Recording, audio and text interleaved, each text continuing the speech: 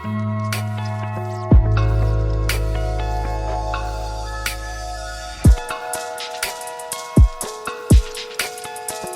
guys, Will here, and I love my keyboards.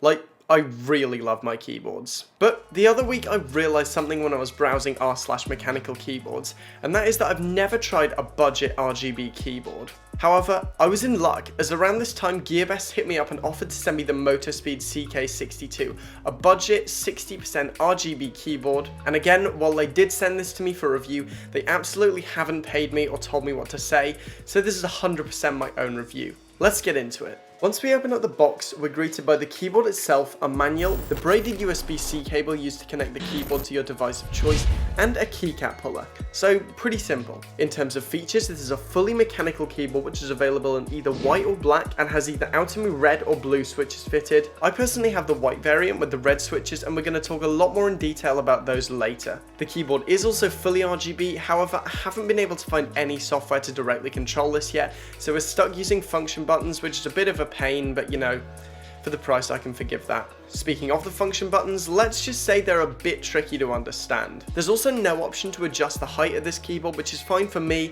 However, if you prefer something a little bit higher, I suggest checking out my review of the Magic 468, which you can find up there. Following on, let's talk build quality. The case is plastic, the backplate is metal, the stock keycaps are ABS at a moderate thickness. The stock cable is also removable and braided, so if it breaks, you don't have to throw your entire keyboard away. Overall, not too bad, but I do have some serious gripe with the stabilizers, which we're going to go into a bit more detail on in a bit. Moving on, as I previously said, the available switches are from Altimu, and for those of you who are fairly new to this stuff, Altimu are essentially a Cherry clone. In my personal experience with their switches, I've found them to be better than other clones such as Kale, which do happen to be notoriously scratchy, but I do have to say that Altimu's switches are a little bit scratchier than both Cherry and Gateron. So far I've found the Altimu switches to be actually pretty decent, and as someone who comes from using lubed Gateron blacks as their regular switches, the lighter switch is a nice refresher for me. Like Cherry's, these have a 45-gram actuation force, and they've actually remained fairly accurate throughout my testing.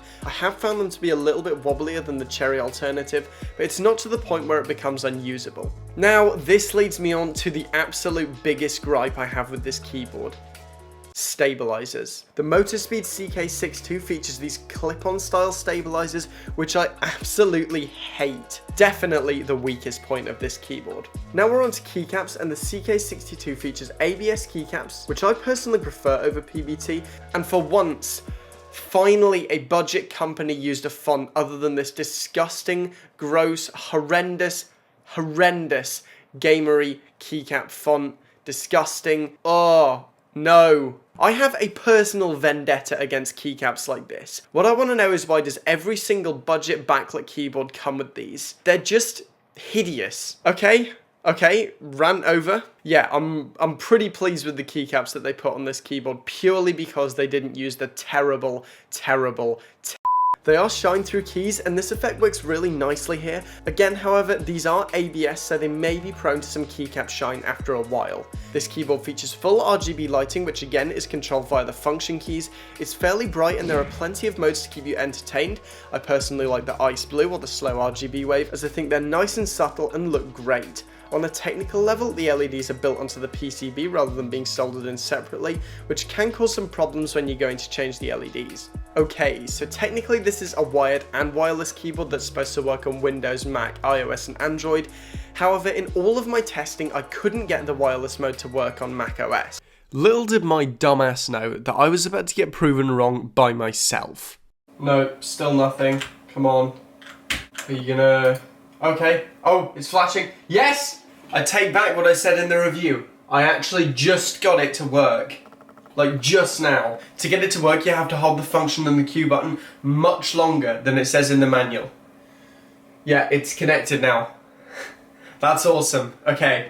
Now, what keyboard review would be complete without a quick sound test? As I previously stated, the switches are red and the keycaps are ABS. Let's take a listen.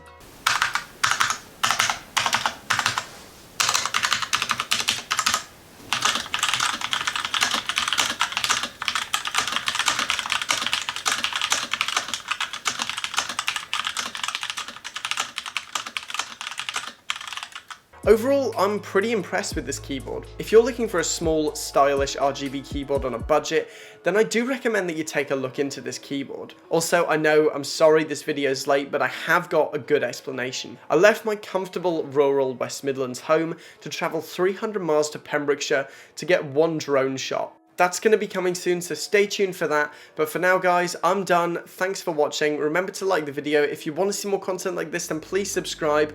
I'm trying to hit 3K by the end of the year, so every subscription is massively appreciated. I'm done, and I'll see you guys on Monday. Yeah, we on the way.